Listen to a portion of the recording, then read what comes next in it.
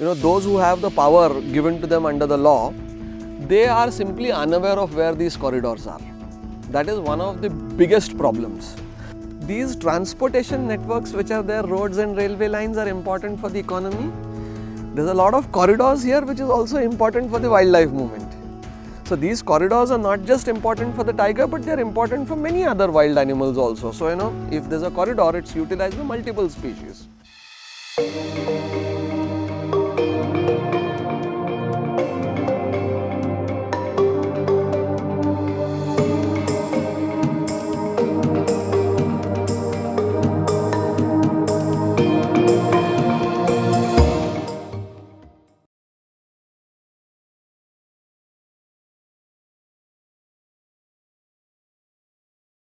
The recent increasing numbers of wildlife in the country is progressive as the result of successful conservation projects. But at the same time, managing them is a big concern as due to some anti-forest activities and new development projects, deforestation of forest land is on full swing. Not just forest, but the green patches and the wildlife corridors are getting affected by it as they are the least protected areas.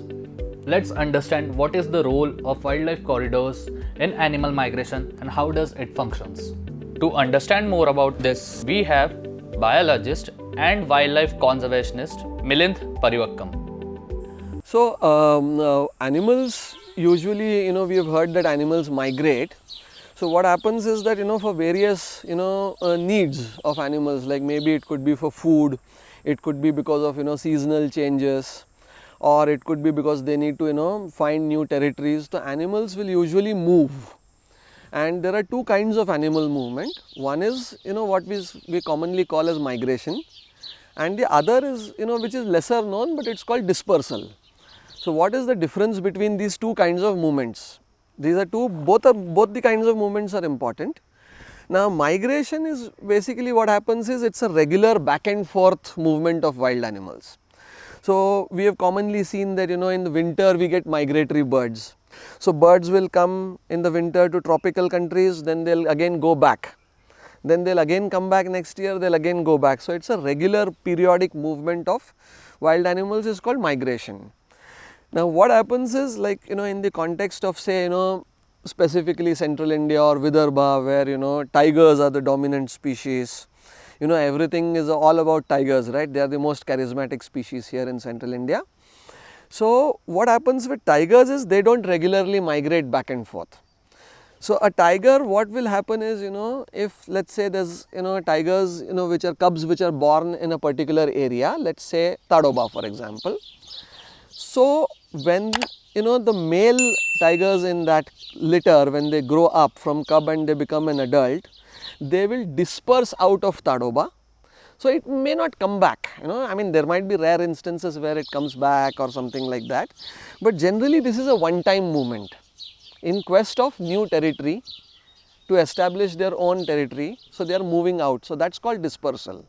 So there are two kinds of animal movement, both of them are important. Wildlife corridors are very important. I mean, as you rightly said, this term is now on everyone's lips, it's like it's become a very important part of wildlife conservation or, the wildlife habitat which is present in our country or in central India specifically. So what happens is that corridors, most of them, I mean, in the case of corridors, I would say 99.9% of them, they are all natural corridors really. They have existed since millions of years. Okay, so wild animals have been moving from one place to another using corridors only.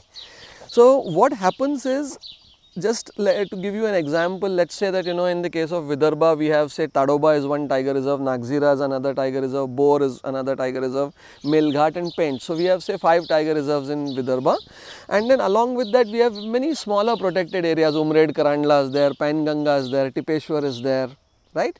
So we have other protected areas also which are not tiger reserves. These are other national parks or wildlife sanctuaries. Now just to illustrate, take the example of a tiger. So tigers will be moving from one protected area to another. So all the intervening areas are corridors. So mostly, I mean majority of the cases these wildlife corridors will also be forested areas like what we are seeing here. So this will be a forested landscape. in sometimes what will happen is there might be a gap between two forest areas and there's a river which is going in between, or maybe there's some small patch of agricultural land. So that also is naturally part of that corridor, because let's say there are two forest patches, there's a small gap in between here in between which is agricultural land. So the tiger will move from one forest patch to the other via this agricultural land also. And let's say in the night, I mean this is a rural area, agricultural landscape, everybody is farming over there, and the tiger say has to move 20-30 kilometers through a gap, through farmland. It can go in one night, right? I mean it starts walking at 6 o'clock in the evening, by next morning it will be in the other forest patch. So these corridors are anything that connects one protected area to another protected area, one tiger reserve to another tiger reserve, one sanctuary to another sanctuary. So in India, everything is governed by the Wildlife Protection Act.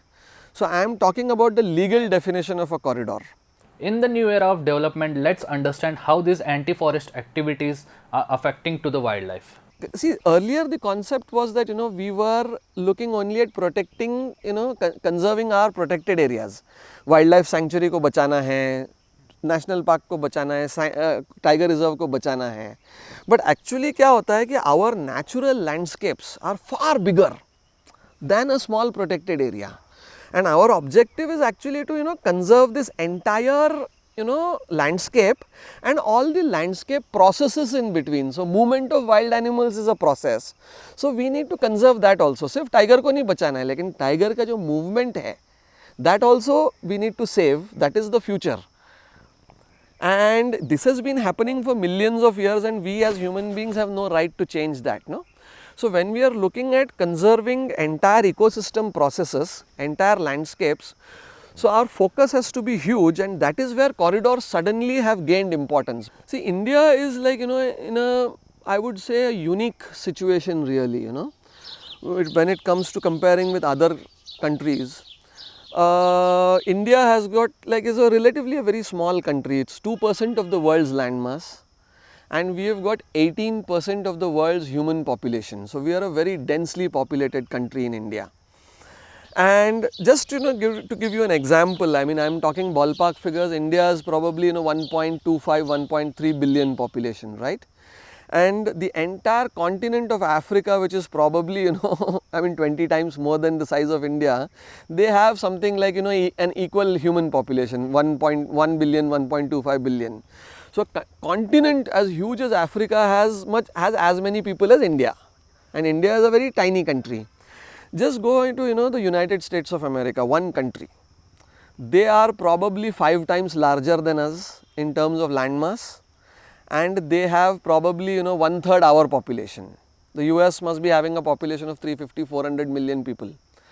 So the pressures over there are probably 20 times lesser, or in India we can say that the pressures are 20 times higher because of the sheer population density. And what happens is, we are a developing nation.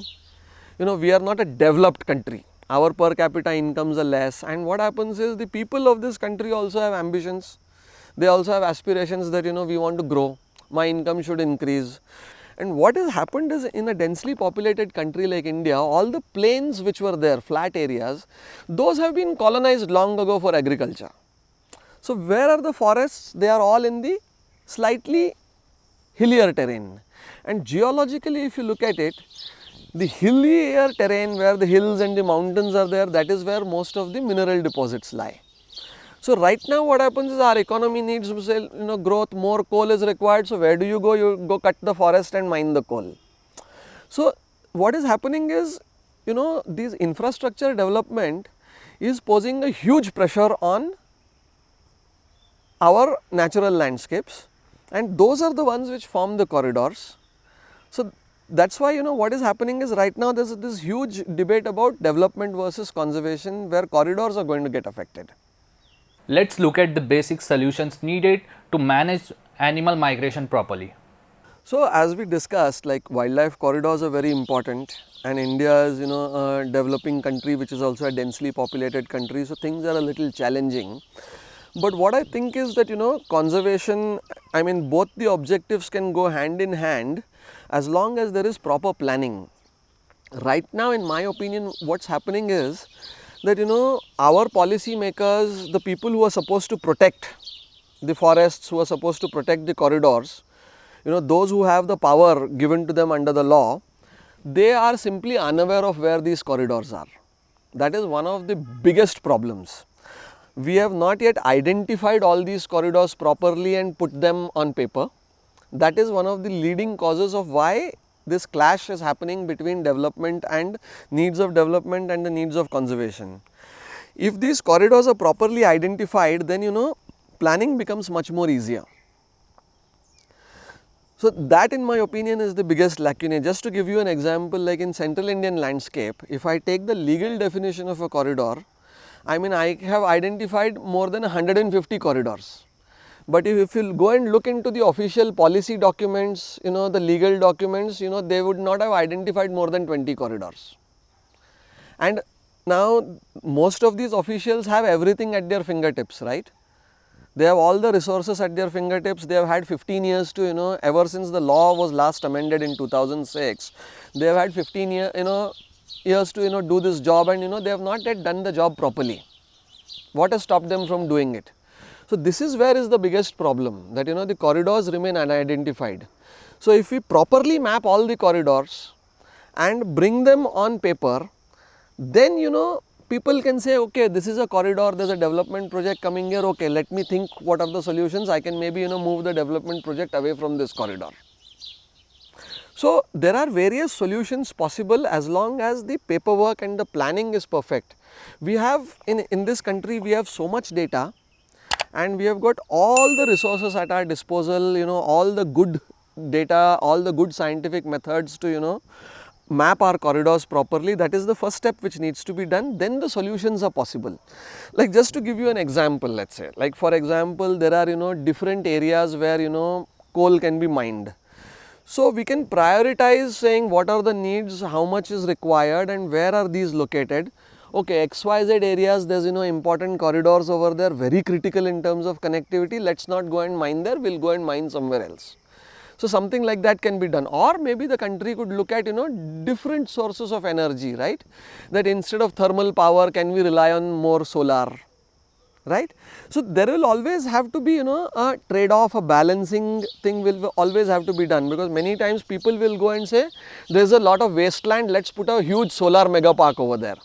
But that wasteland may be a grassland which is critical for, let's say, the Great Indian Bustard or something like that. So as long as we have all our critical species and their needs mapped, then these kind of decisions can be taken easily. Or let's just take the case of maybe roads or railway lines. We can go and very well go and build mitigation measures over there in the form of underpasses or overpasses from where animals can go. Animals can go above the road, or maybe animals can go under the road, traffic is going from above. So mitigation measures like that can be built. We may have other solutions like fencing, we can have speed regulations, or we may simply choose to divert a particular road around a protected area or around a critical forest patch, right? So when the road itself is being built, the planning can be done, the designing can be done in such a way that it avoids a critical area. Vidarbha is in the geographical center of India, with a heavy network of railways and roadways crossing through. The region is also having a heavy forest area around it, due to which clashes of wildlife and traffic is very usual over here. Let's understand this further. Vidarbha is at the heart of central India. So as we live in the city of Nagpur, we all like to say that Nagpur mein 0 mile is there, so that's the 0 milestone of the country.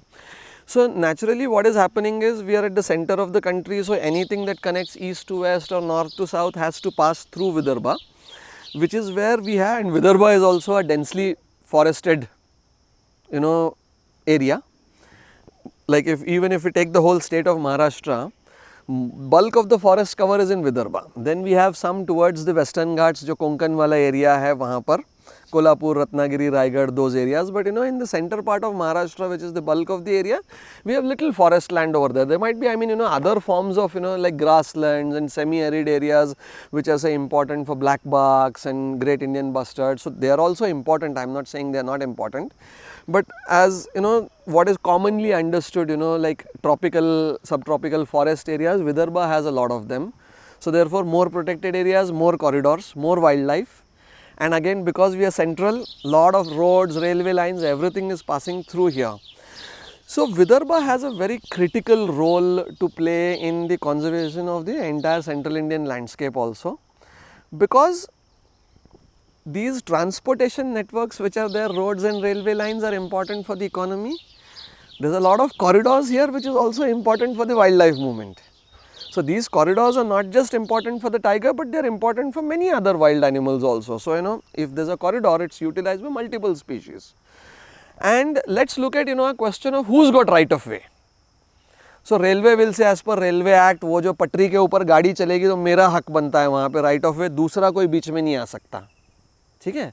लेकिन ये जानवर तो करोड़ों साल से इस corridor को use कर रहे हैं. रेलवे की हिस्ट्री क्या है, 200 साल. रोड्स का क्या है, 200-250 साल से रोड्स हैं. पहले तो छोटे रोड थे, जो बड़े बड़े हाईवे बने हैं वो तो अभी पिछले 40-50 साल में बने हैं.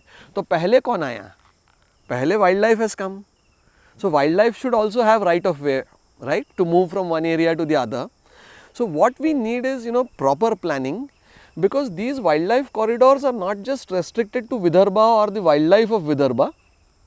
What happens is, because of this central nature, Vidarbha connects, say, let's say there is a lot of tiger reserves to the north in Madhya Pradesh and Chhattisgarh. Then there is a lot of tiger reserves in Orissa, southern Chhattisgarh, Andhra Pradesh, Telangana.